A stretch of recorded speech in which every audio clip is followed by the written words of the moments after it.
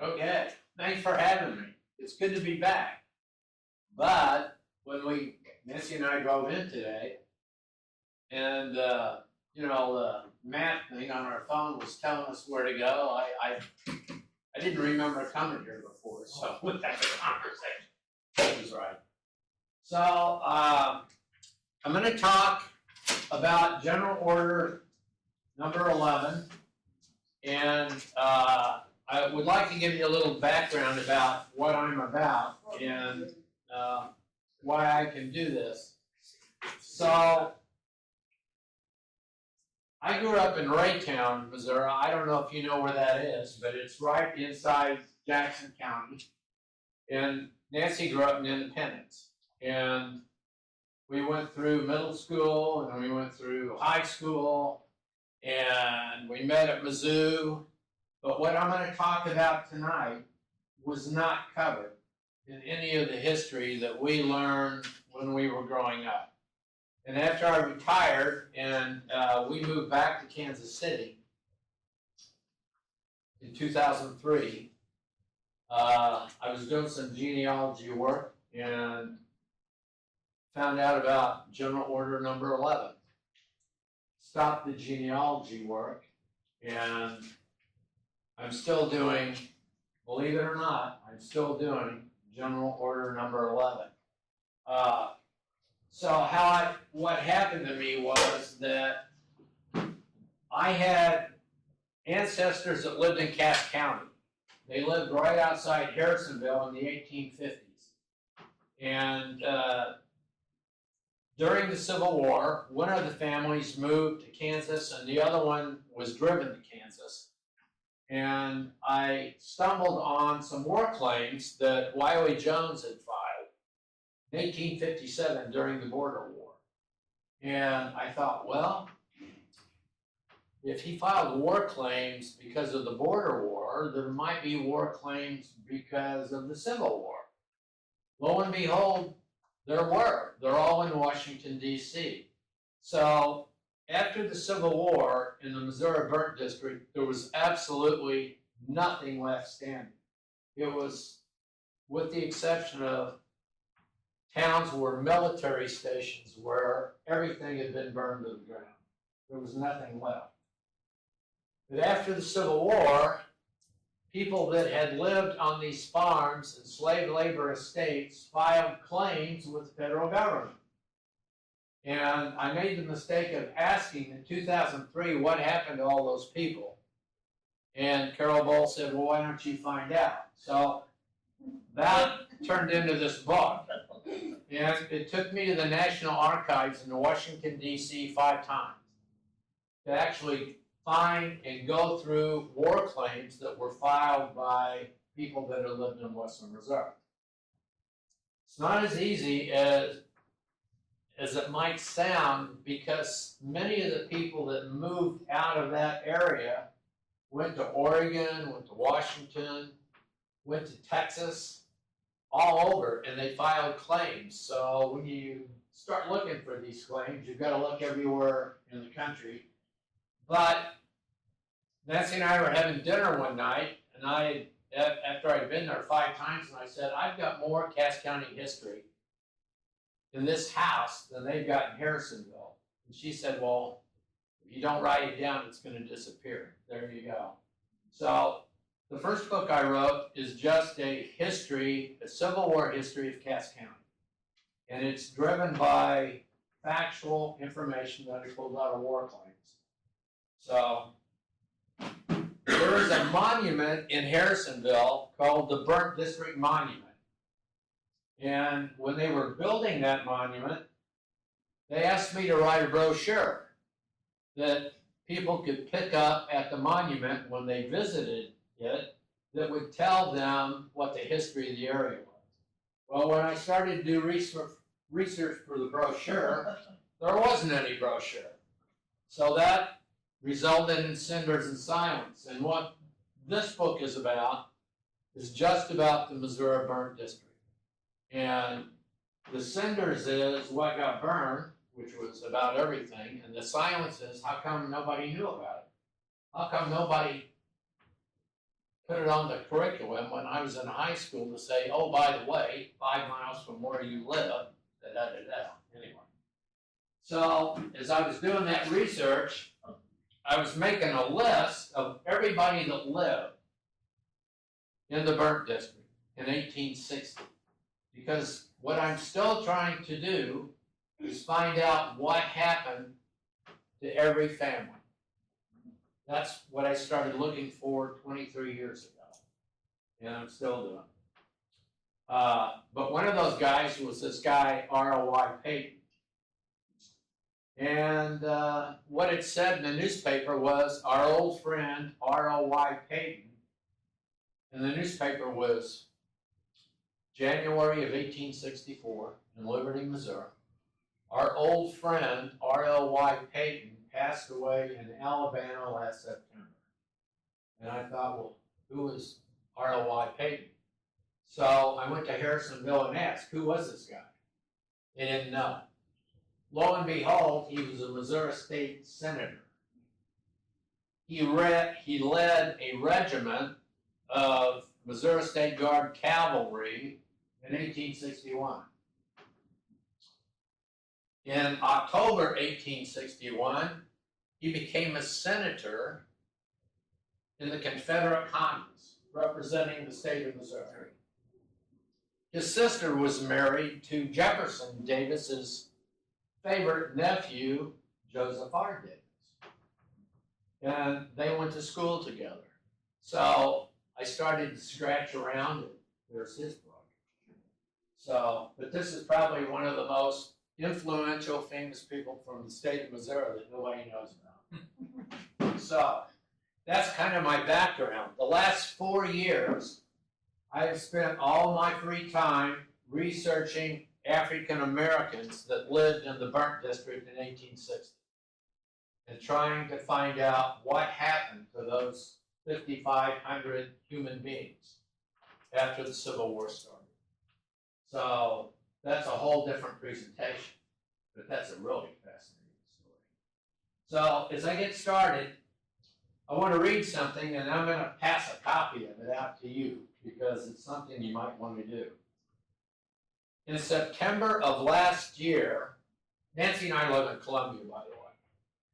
So in last September, Mizzou played KU in a football game. And the Friday before the football game, the Kinder Institute at Mizzou had a gathering at the Missouri Theater. And Jay Sexton, who is the director of the Kinder Institute, I've been working with some of his students, they had a presentation. And I think you might want to pull it up on your computers and watch it. So here's one of the statements. The focus of that presentation was on two things. The Mizzou KU football game and the history of that game, and also on the border war. And Jay's thesis was that these football games have recreated what we think about the border war. And that's exactly what they've done. I never thought of it like that. But here's what he said. This was the collapse of an entire social order. And he's talking about the border war. Extremists came to dominate. Ordinary people like ourselves lived in fear. Don't think of this as the Civil War with organized armies, command structures, and uniforms. It was not that. It was violence doled out by roving guerrilla bands. This was not a constitutional democracy. It was gang politics, an American reign of terror. So I'm going to give you a copy of this quote because I put the title of this, it's kind of an event because the students participated. But Jay's talk is about 30 minutes long, and it is outstanding. So if you Google Jay Sexton and the Kinder Institute, you should be able to pull it up. Yes, give it to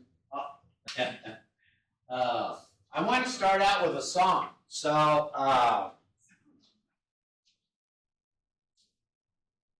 2,200 square miles of western Missouri was destroyed during the Civil War. And if you visit Butler, which is the county seat of Bates County, or Harrisonville, Jackson County, you're going to see murals, and the historical societies there, as well as in Vernon County, have pretty much developed a brand equity around what happened during the Civil War. So I want to play a song that Hank Roberts wrote. Hank lives in Bates County. I ran into him several years ago and asked him, I heard him sing, and I said, if I give you stories, will you write the songs? So there's a CD around that all of the songs come from that first book. So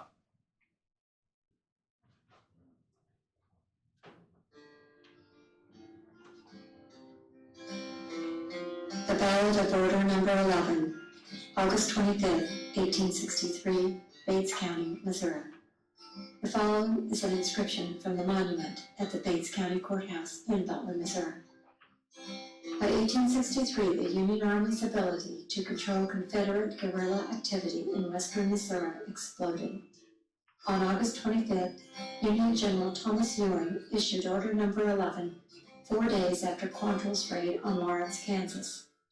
Residents of Bates County and parts of Cass, Jackson, and Vernon counties were forced to evacuate in an effort to disrupt Confederate supply lines of food, horses, and shelter. The entire population of Bates County was banished. Union soldiers torched homes and towns. Fire consumed the land. Residents became refugees regardless of allegiances. Hardships inflicted upon civilians were stern and merciless. Official county business was not conducted again until 1866. Only about 1/3 of the residents returned. Awaiting them was devastation and bills for 3 years delinquent property taxes. The land of those who did not return was forfeited and sold to new settlers, many being from northern states. Bates County was changed forever. Missouri artist George Caleb Bingham, a Union officer, memorialized the cruelty of Order Number 11 in his 1868 painting, Martial Law. The people who endured the dark days of Order Number 11 have not been forgotten. Your stories and sacrifices continue to be remembered. The fire burned our hopes. The fire burned our dreams. The fire burned everything.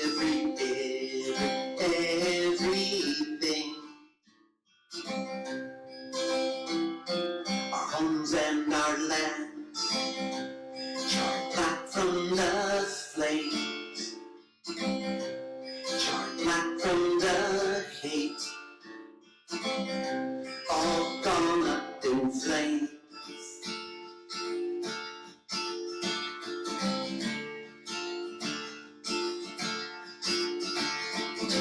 Orders were not enough.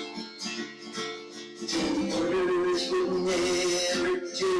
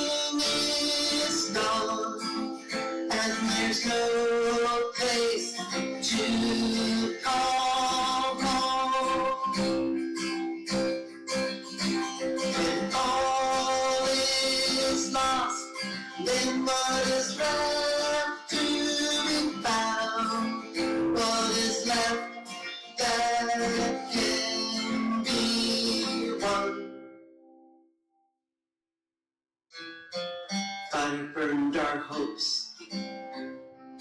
Fire burned our dreams. Fire burned everything.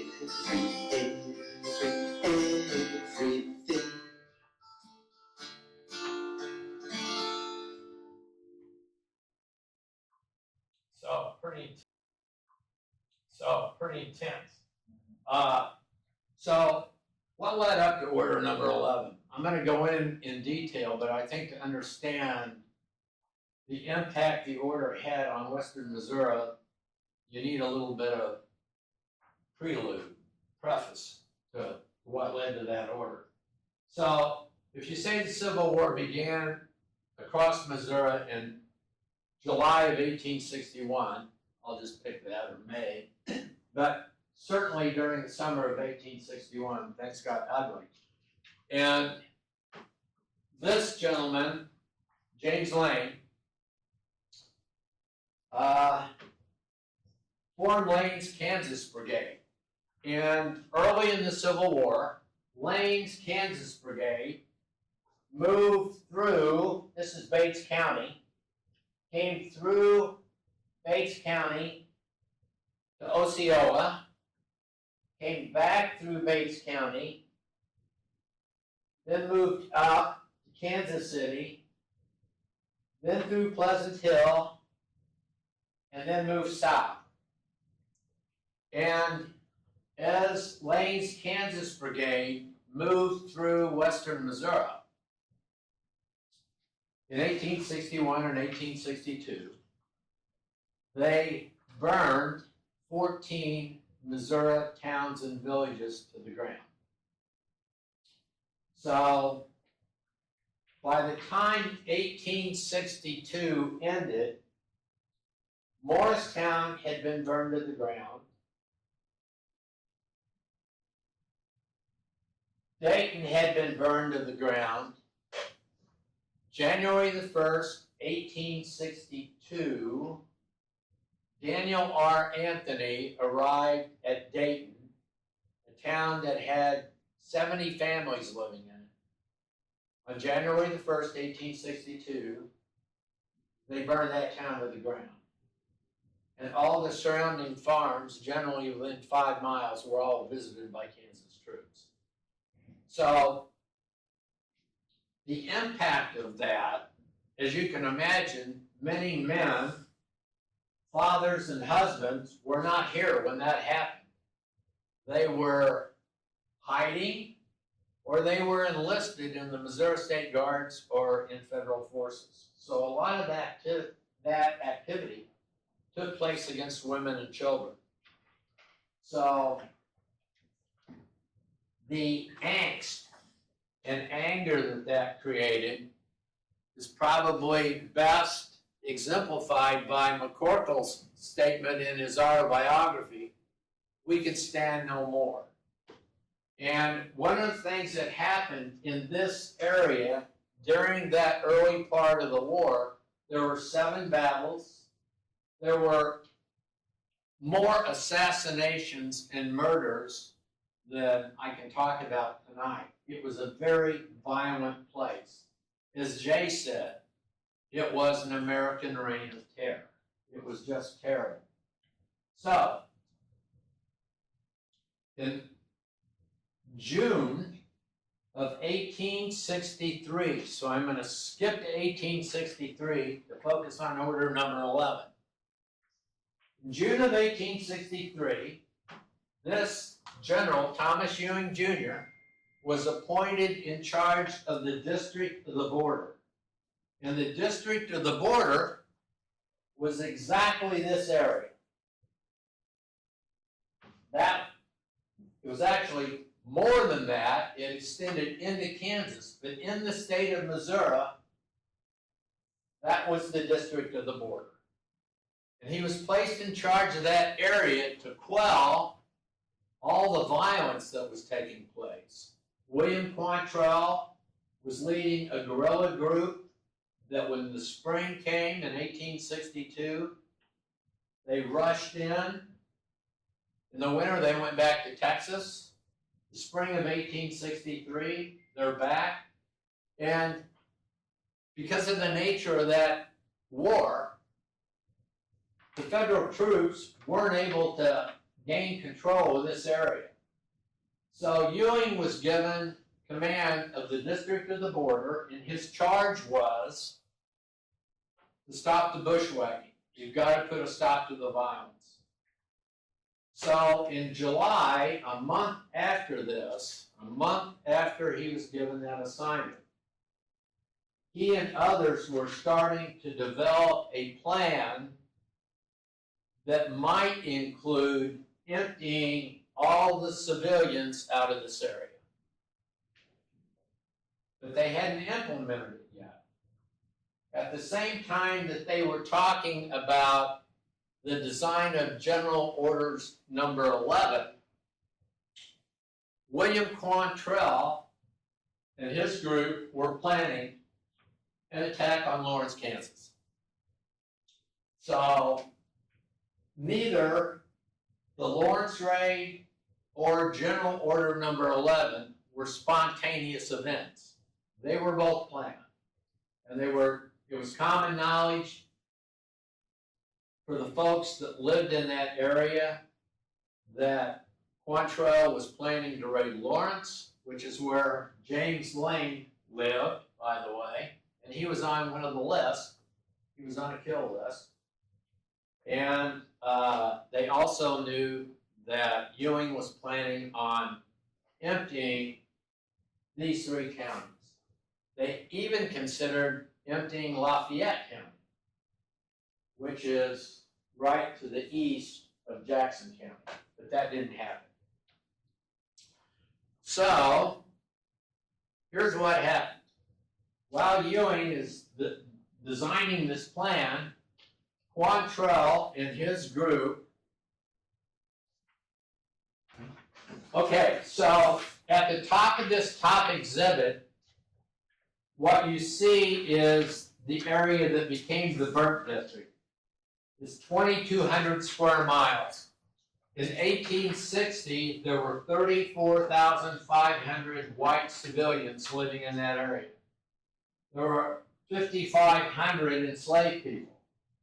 There were 2,800 family farms and estates. Some of those were slave labor farms, and some were slave labor estates. And as you can see, there were many villages and towns. So I want to take a moment to walk you through the events of Quantrell's raid I'm not going to focus on the raid so much, but I do want to focus on the route that he took, because that's important. If you look at the map on the bottom of this page, you'll see that on the Perdee farm, which is in Johnson County, 400 guerrillas gathered on August the 18th. The 19th, they moved into southeast Jackson County on the Potter farm. They then moved down to the Harrelson farm on the 20th.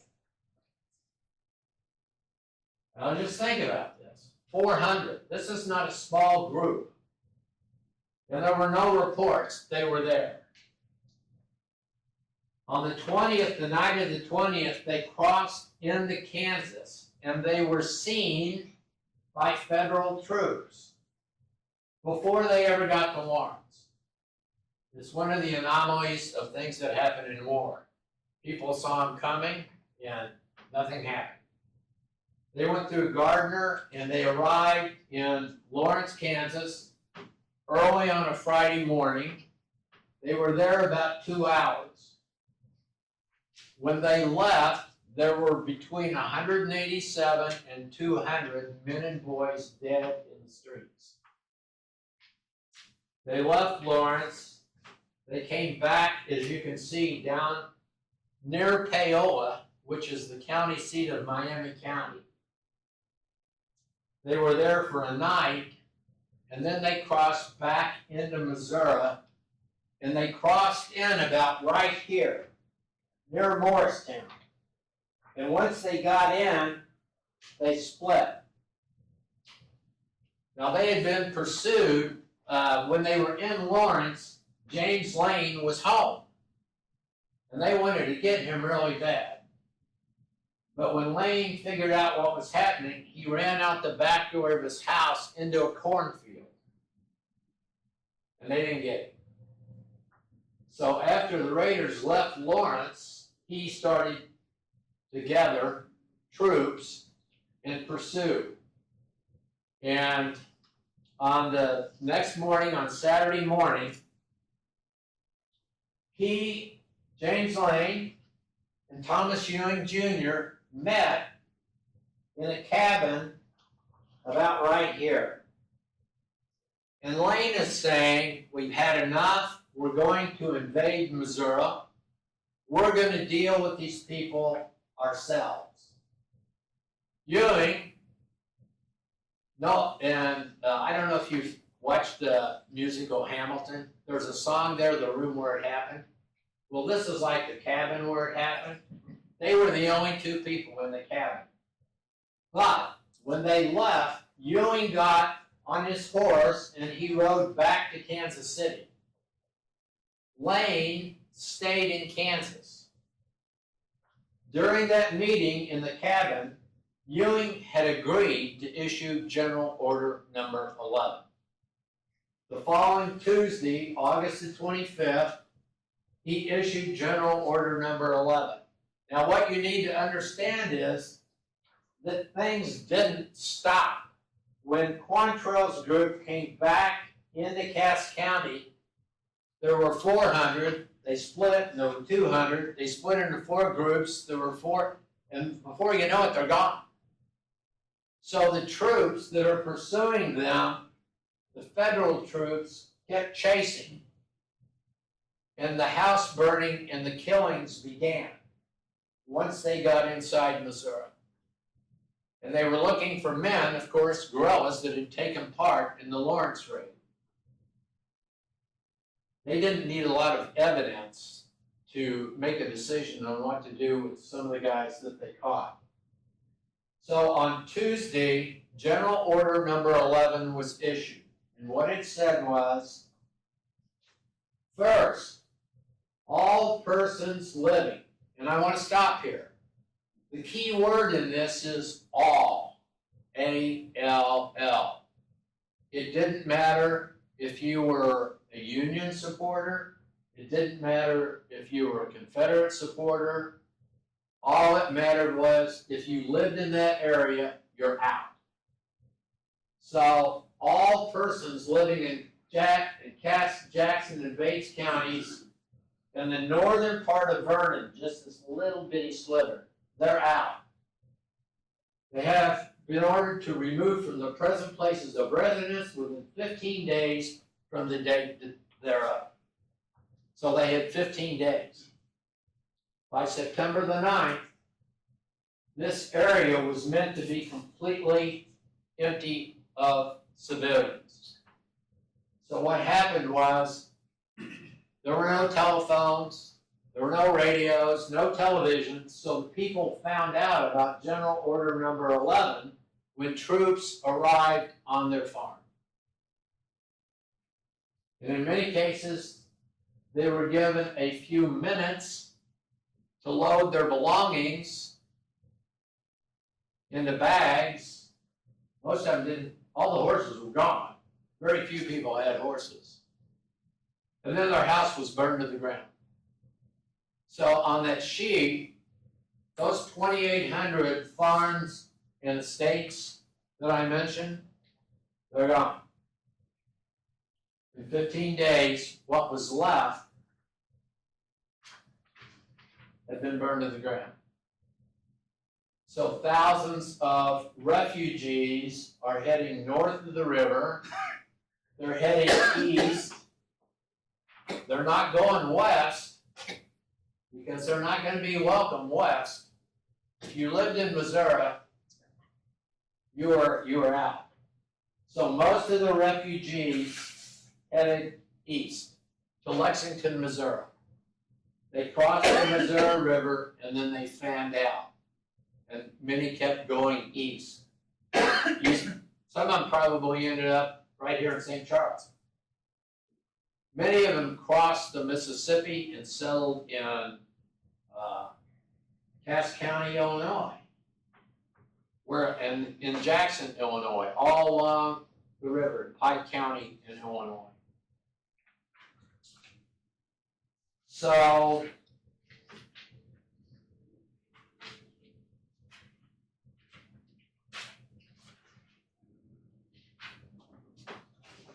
I've got another handout for you.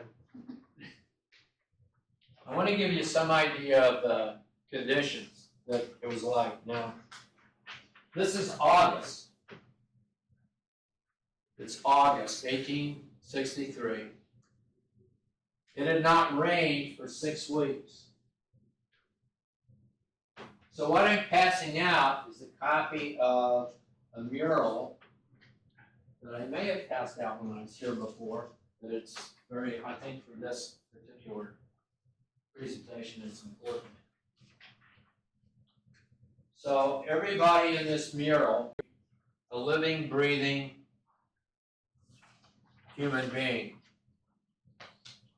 And they're in the mural because I found their stories when I was doing the research. So, to give you some flavor for what the atmosphere was like when this happened, you'll notice if you start at the top of the mural, there's smoke. That's because of all the homes that were being burnt to the ground as people left the area. There are eyewitness accounts of people that were leaving that saw in their journey between 12 and 18 homes on fire at the same time. Most of the horses had already been taken by the bushwhackers of Kansas troops. So most people were on foot. So try to picture this. It hasn't rained in 6 weeks. You're smelling smoke. You've just watched your house set on fire. There's no water. It hasn't rained in 6 weeks. The ponds are mud. The streams have dried up. So people are walking out of western Missouri in that heat, in dust. And when you read the diaries and the letters of people that went through this, one word comes up over and over and over: dust. It was in their eyes, it was in their ears, it was in their clothing. If you look at the mural, you'll see that some of the children have masks over their face. That's because when you're only this tall and you're walking in a group and the dust is up, your head's right even with the cloud. So the kids were wearing masks. I want to point out the people in the background. They look like soldiers. They are. So as you're walking out, one of the sounds that you're hearing is the pounding of horses from the Kansas cavalry that's racing up and down the road looking for men that took part in that raid. You can imagine the fear because at Lone Jack, which is right here on the map, many of the people, the mural depicts people moving from Harrisonville to Pleasant Hill. And there was a road that went from Pleasant Hill to Lone Jack. Right outside Lone Jack, there was a massacre where they lined up 7 men and boys. The youngest boy was, I think, 16. The oldest man was my age. They had not participated, but they didn't have papers. They didn't have loyalty papers. They lined them up and shot them. And people knew this. So you can just imagine the fear that you're carrying as you walk out. So I said everybody in this mural was a real person. So one of those people, oh, I see Margaret Rowland. You know Margaret, right? She lives right here in Pleasant Hill. Her husband's off. He's not around right now. Margaret is 8 months pregnant. Well, you can see her right there. She's above the August 25th. She's got little children around her. So Margaret is walking out. She didn't have a horse. Her husband's gone. She didn't have a wagon, but everybody out. Only the ladies in this room probably can explain to us gentlemen what it's like to be 8 months pregnant, walking in 95-degree heat with no water on an August day. Something's going to happen. And it did.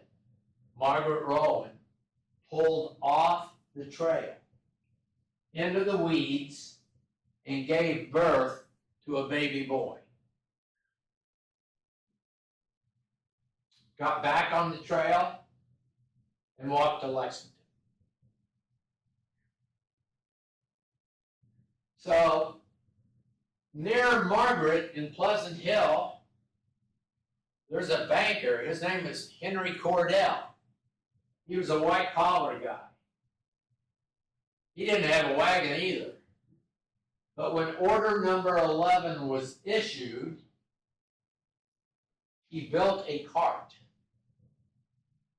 And he was not a carpenter. And we know Henry's story, and you see him on the right-hand side of the mural.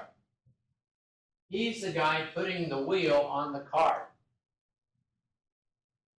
And we know Henry Cordell's story because he did not do a good job of building that cart.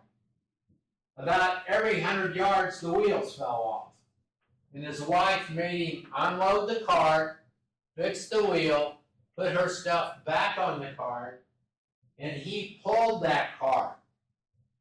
He pulled it all the way from Pleasant Hill to Lexington, Missouri. 40 miles in 95-degree heat with a little bit of fear. One more story. So Elizabeth McFerrin lived right here. She lived right there. And in 1862, her husband was out in a field working. He wasn't fighting in one of the military units. He wasn't in the Home Guards. He wasn't in the Missouri State Guards. He was a farmer. Somebody shot him and killed him. So Elizabeth stayed on the farm with her kids. When order number 11 was issued, Elizabeth did not have a horse, did not have a wagon, had no way of getting any of her goods out or her children. But you can see Elizabeth. She's right here.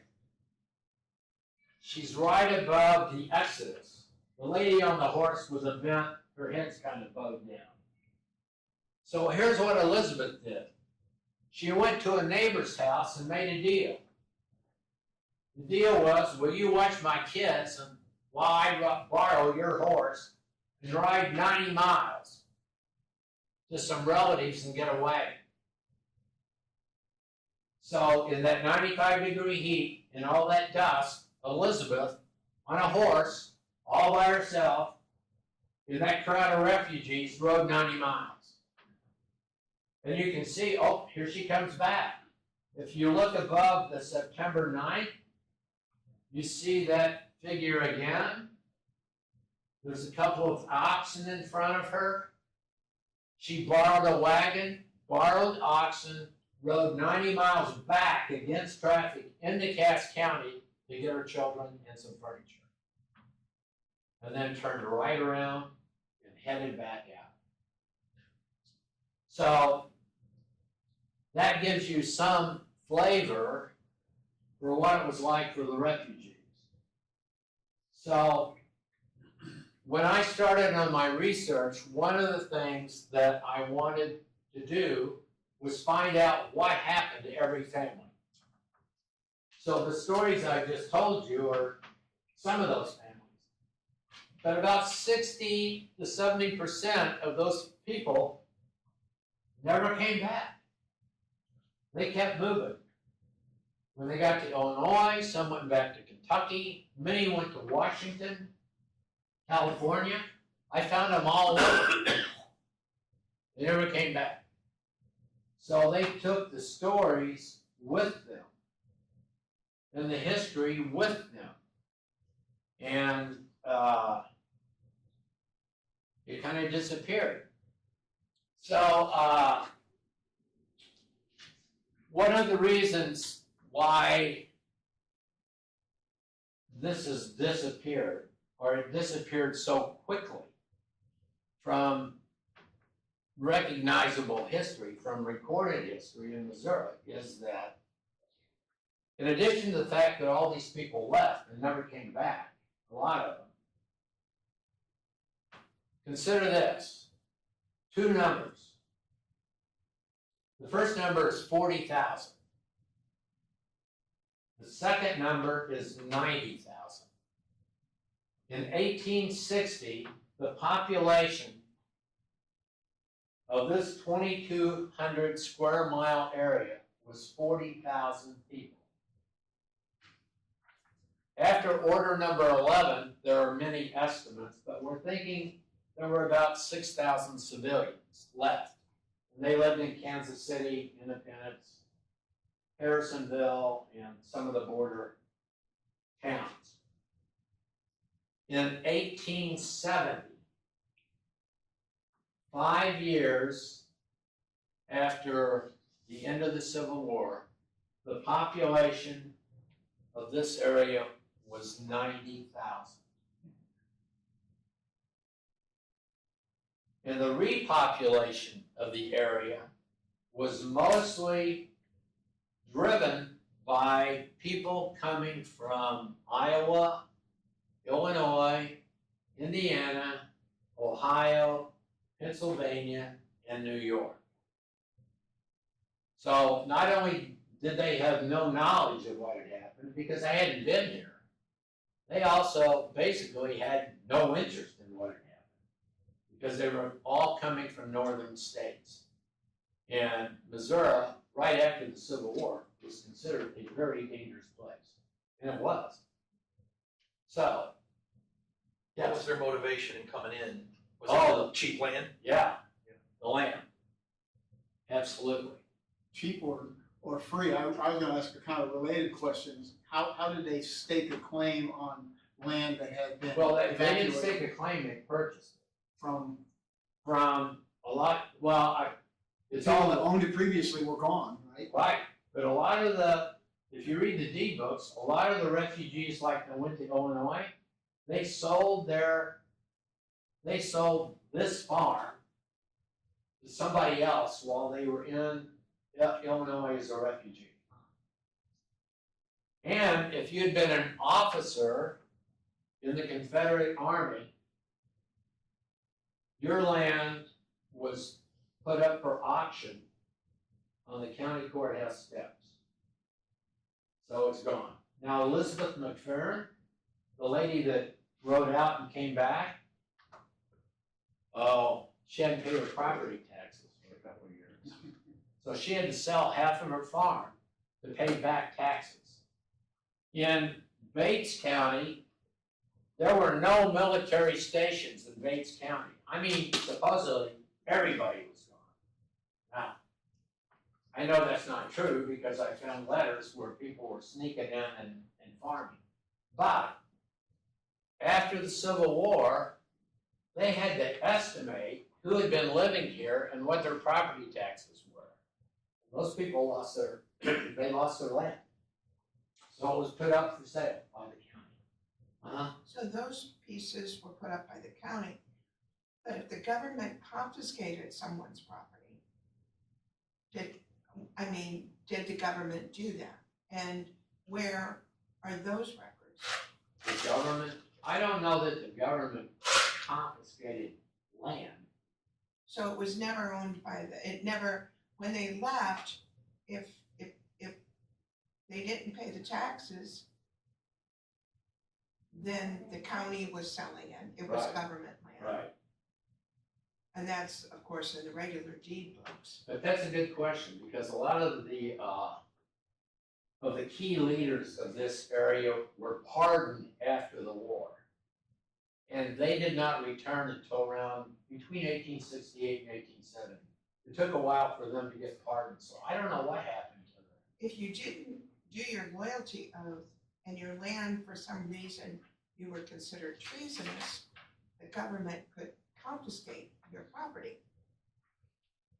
But how that was sold, I've never been able to find the records of this sale, and I was wondering if in your research you ever had. No. Because I know that it happened, because I know who owned it like by 1872, and I know who owned it before it was confiscated, Yeah. and I know he was treasonous, and it was confiscated, but I can't find the deed that transfers it. Yeah, I haven't either.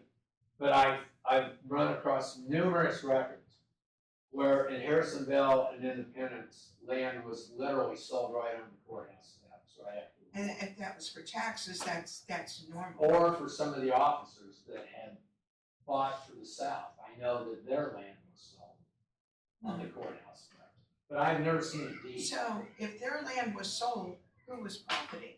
Who owned it that was the seller? Well, the county, from everything I've seen, the county got those proceeds. The county got the proceeds for a man who was being sold simply because he was a Confederate, Office. a Confederate officer. Right. The county was profiting off of that land, That's and that's in the deed I've books. seen that, I've Okay. seen that, but, so. The other thing I want to mention, in July of 1865, Missouri enacted a new constitution, the Drake Constitution. And as you mentioned, the oath, people that could not answer, they had a series of questions you had to answer to take the ironclad oath. If you answered any of those questions in the negative, you're disenfranchised.